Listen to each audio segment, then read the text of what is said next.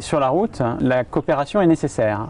Pour coopérer, il faut réussir à communiquer, échanger des informations. La coopération sert essentiellement à améliorer la sécurité, à améliorer également la fluidité de la route. Les systèmes communicants et les systèmes distribués existent dans nos véhicules. En effet, dans un véhicule, on a aujourd'hui plusieurs calculateurs pour s'occuper de toutes les fonctions du véhicule. On a également de la communication entre les véhicules. Et il existe également des systèmes qui communiquent avec des serveurs pour superviser le trafic. Simplement voilà, ces systèmes font que énormément d'informations est échangées entre de nombreux acteurs. Donc le système devient extrêmement complexe et gérer cette complexité est difficile et pourtant c'est une partie à forte valeur ajoutée qui intéresse au plus haut point les constructeurs automobiles. Cette partie complexe a donc absolument besoin d'outils pour l'aide au développement. Et c'est dans ce cadre que le projet AROS se propose de développer une suite logicielle pour aider les constructeurs automobiles et les équipementiers à développer ces futures applications coopératives, communicantes et distribuées. Le projet AROS se situe dans cette continuité de questions de prototypage. Comment aider un industriel à passer du prototype à un produit industriel? Comment gérer la complexité et aller plus loin dans la complexité sans sacrifier la fiabilité? Comment passer du prototype de recherche au produit industriel de façon simple? Et le projet AROS propose une solution, un nouveau logiciel de développement orienté composants et temps réel. C'est le projet AROS. AROS est l'acronyme de Automotive Robust Operating Services. C'est un projet qui a été labellisé par le pôle de compétitivité systématique qui s'est déroulé de septembre 2008 à septembre 2011 et qui comporte 4 partenaires. Le duo MinParisTech-Armin, associé à Valeo, Intempora et l'INRIA.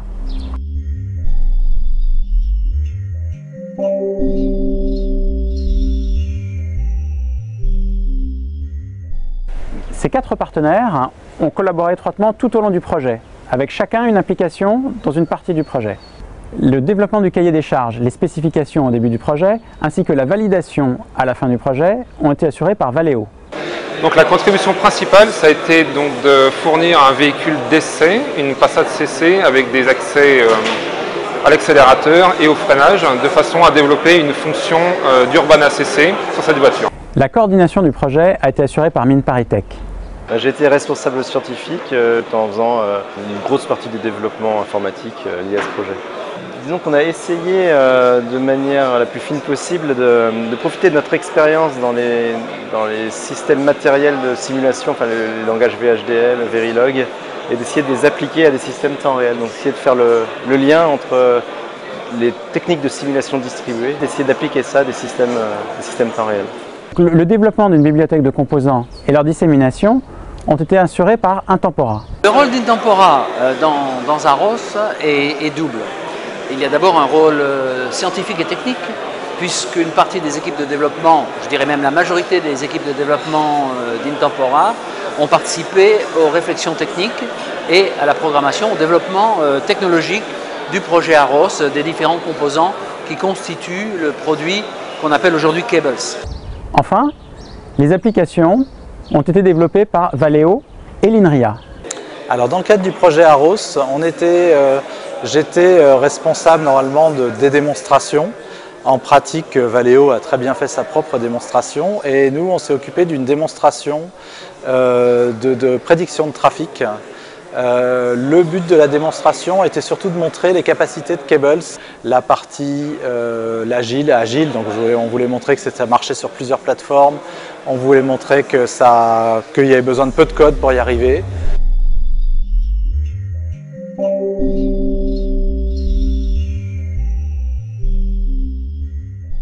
Le projet AROS s'est structuré autour de 3 objectifs.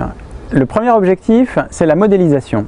AROS est dynamique parce qu'on est capable à tout moment, quand on est dans un groupe de voitures, il y a une voiture qui peut disparaître du réseau, on a un serveur qui peut s'éteindre, donc il faut être capable dans le système, dès la conception et jusqu'à l'exécution, de traiter l'apparition de composants, la disparition de composants, tout en conservant la causalité de l'ensemble. Le développement avec cette plateforme, même si ses performances sont très élevées, même si derrière il y a des algorithmes très complexes, il faut que du point de vue de l'ingénieur, tout ça soit caché. Il faut que l'ingénieur qui développe son système il ne faut pas qu'il ait face à lui des algorithmes très complexes, des notions très complexes. Par exemple, on parlait de la notion de temps virtuel, temps réel, des choses comme ça, les notions de latence, tout ce qui est derrière, tout ça est caché à l'ingénieur. L'ingénieur, lui, il a eu au contraire une interface de programmation extrêmement simplifiée. Typiquement, avec Cables, les démonstrations qu'on a fait, les ingénieurs, la démonstration que vous avez vue avec Valeo, elles font 70, 100 lignes de code. C'est très court pour l'ingénieur. Cet outil-là, il est agile parce qu'il doit faire gagner du temps à l'ingénieur tout en lui permettant de faire des systèmes plus complexes. Le deuxième objectif, c'est le développement d'une application de façon à disposer d'un prototype de cette plateforme de développement rapide. Dans les systèmes de transport intelligents modernes, se basant sur des capteurs tels que les radars, la vidéo, et les communications intervéhicules ou avec l'infrastructure, on se retrouve face à des algorithmes qui sont vraiment pas déterministes, pas prouvables, dont le temps d'exécution est très variable. Donc on est en dehors des systèmes classiques de preuves qu'on peut trouver dans des systèmes plus simples. Un injecteur d'une voiture, on va pouvoir prouver que son implémentation marche à 100%. Dès qu'on a affaire à des capteurs d'environnement, on n'est plus certain de rien. Et donc il faut réussir à reconcevoir aussi la méthodologie de conception de ces systèmes pour prendre en compte ces incertitudes. Et donc ça veut dire aussi être capable de travailler avec de la redondance, d'être capable tout simplement de diagnostiquer ce qui se passe, capable de créer des modes dégradés et de quantifier aussi, de diagnostiquer toujours en permanence le fonctionnement du système. Donc c'est là-dessus qu'on a beaucoup insisté dans le cadre du projet AROS. Enfin, le troisième objectif, c'est la validation de cette plateforme par les applications développées par les industriels. À partir du moment où on commence à piloter la voiture, donc au niveau direction, au niveau freinage, au niveau accélération, il faut bien sûr éviter que les systèmes se mettent à faire n'importe quoi, c'est-à-dire à freiner quand il ne faut pas ou à rendre la conduite plus dangereuse que sans le système. En fait. Donc tous les systèmes embarqués doivent pouvoir bien sûr être fiables séparément avant de les mettre ensemble après. Et le tout en s'appuyant sur le succès de la méthodologie du produit RTMaps développé il y a 10 ans au sein de Mines ParisTech.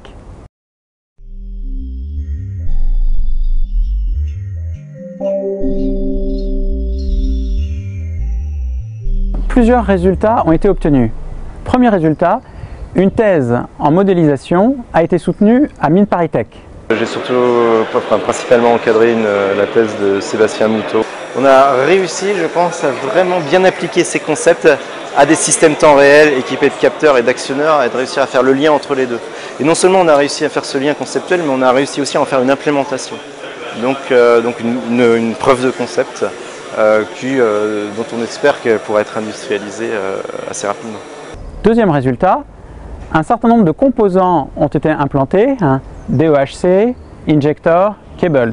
Donc nous cherchions, au travers d'AROS, et c'est une opportunité absolument unique pour nous, nous cherchions à compléter notre catalogue de produits, à avoir un second produit complémentaire de notre logiciel phare qui s'appelle RTMaps. Ça nous a apporté que dans le serveur qu'on a écrit pour la démonstration, il y a moins de 70 lignes de code propres à AROS, et puis ça marche tout seul. Et donc typiquement, dans le Pumas, qui est l'autre projet sur lequel on travaille sur la construction de trafic, on n'utilise pas Cables parce que les deux projets se sont passés en parallèle, mais typiquement, sur les autres activités qu'on va avoir sur ce domaine-là, on va utiliser Cables. Et c'est qu'avec Cables, on sait que ça va marcher, qu'on va pouvoir connecter nos véhicules, qu'on va récupérer, centraliser les données, qu'on va faire tout notre travail, et c'est un bon outil. Et d'autant plus qu'a priori, Imara va de plus en plus remplacer les outils existants par Cables, et donc on va avoir un vrai savoir-faire avec Cables, et ça va être l'outil de référence à Imara. Et pour terminer, les validations menées par Valeo et l'INRIA. Cables a par ailleurs été testé et exploité dans différents cadres, aussi bien français qu'européens. En premier lieu, lors de la compétition Carotte avec le robot Corbots, vainqueur de la compétition 2 années consécutives. Alors le lien il est double, on a d'une part profité du projet Carotte pour intégrer tous les développements qu'on avait fait sur AROS et les appliquer au développement de ce robot, ce qui nous a permis de gagner énormément de temps sur le temps de développement du robot. Mais au-delà de ça, un robot, en fait, c'est très semblable à ce qu'on... Enfin, c'est comme une voiture, mais très sophistiquée, avec des algorithmes beaucoup plus compliqués que ce qu'on trouve aujourd'hui sur la route. Donc il était intéressant d'avoir aussi ce retour-là par rapport au projet Arose. Ensuite, sur le stand Modulo Watt au Mondial de l'Automobile 2010, grâce à l'INRIA, partenaire du projet AMAR, lors de démonstrations de cybercar à La Rochelle, et enfin, Cables a été retenu par le projet européen Havit pour ses démonstrations finales. D'autre part, Injector a fait l'objet d'une intégration au nouvel environnement de la version 4 du logiciel RTMaps d'Intempora. Enfin, Arros a gagné le prix du Prédit 2011 dans la catégorie Compétitivité de l'industrie des transports.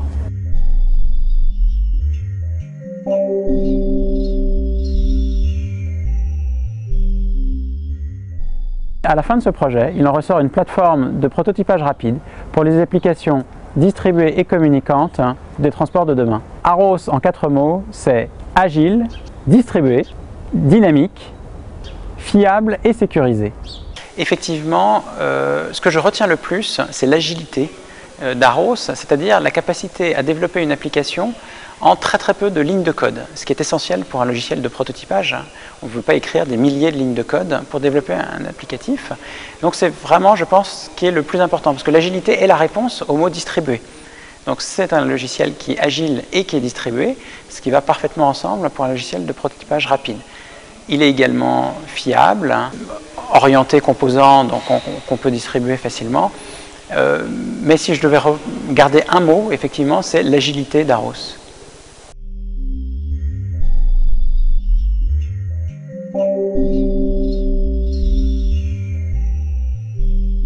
Et maintenant?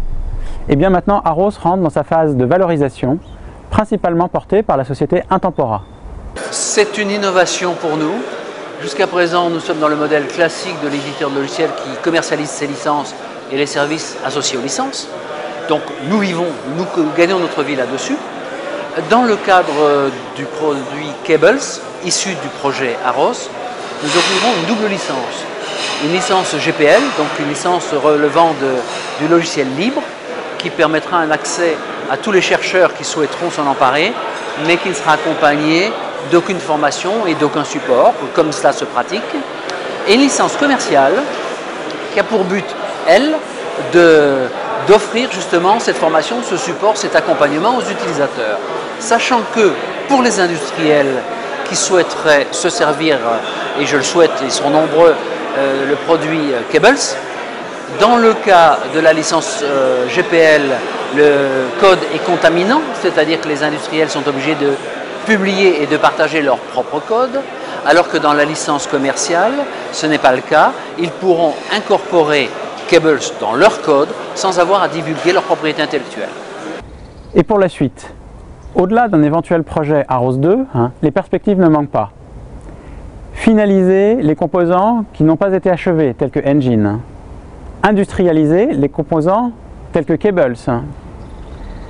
Et finalement, intégrer tous ces développements avec les autres développements du centre de robotique, tels que CarGeo6, logiciel de communication véhiculaire développé en partenariat avec l'INRIA.